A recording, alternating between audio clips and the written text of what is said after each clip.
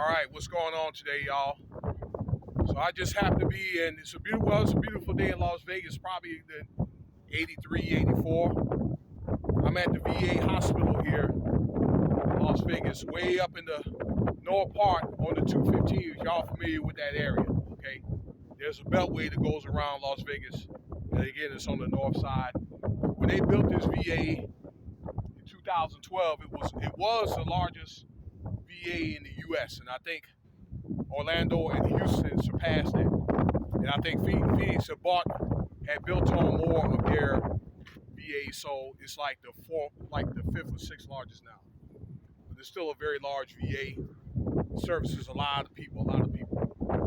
But I came across this article today I wanted to talk to you about because pride leads to destruction, number one. And doing stuff like this is definitely idolatry. This man was very, very insecure of his looks. He was a Canadian actor named St Colluci. If I pronounce that wrong, then somebody correct me. Okay? The young man, too, spent $220,000 trying to get face surgery to look like a member on BTS, that Canadian K-pop group, and died on the table during surgery. Now, he had like a dozen surgery, according to the article. He had certain, like, everywhere, his eyes, his nose, lips, his jaw, okay, because I guess they had to adjust all that stuff just to get it like that, whatever started, BTS, right? And he didn't like it, so he wanted to go back and get a certain procedure redone, and then he died, okay? All that money, all that pain that he had to go through, and what did it lead him to? Now, he shot a film, okay? I think it's called Little Lies. It may be like in homage to the group BTS, okay? So he was a filmmaker. And that's really all I really knew about him or read about him. It was supposed to come out on one of those networks called, I think either Netflix or Hulu, but his lawyer couldn't give any details about when it was coming out. So peek out this article to get the edification that you need. It's what it is, you know. This is one of the things that chasing fame and glory could lead you to. Sometimes you want to try to embrace the situation that you're in, okay? For younger, even older people, okay? I mean, be thankful, you know, of, I don't know, what you have, and even including your looks. If you don't like it, I mean, there's other ways you can fix it. Work out in the gym, eat better, you know, maybe fast, okay? Maybe there's some natural skin products. Look those up, okay, that you could take, you know, to, I don't know, hydrate your skin and all that, okay? They got, you know, dental procedures you can do. You can afford it, okay, to get, you know, your looks to where you want them to be, okay? But, you know, you can't get your looks so smooth, you know? Kind of remind me of that movie. Y'all remember that movie called Face Off? I know Nicolas Cage was one of the actors. It came out in the late 90s where they actually had a face transplant with a guy, and for whatever reason, one of the guys wanted their face back or whatever, okay, and start chasing after the guy. And at the end of the day, at the end of the movie, I know Nicolas Cage, the character that he played, was killed, and then the other guy, he ended up getting his face back. But I think they really had the technology to do that type of stuff. We used to always talk about a guy when I was stationed in El Paso called, his name was Carrillo. This dude was a very dangerous guy, okay? If you guys lived in that area, very dangerous drug dealer down there, okay? He's like the guy today, all right, that everybody's El Chapo, but back like in 98, 2000.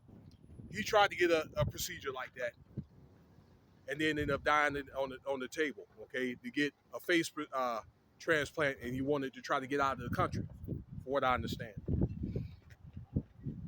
But I want to tell you a quick story, and then I'll give you the motive.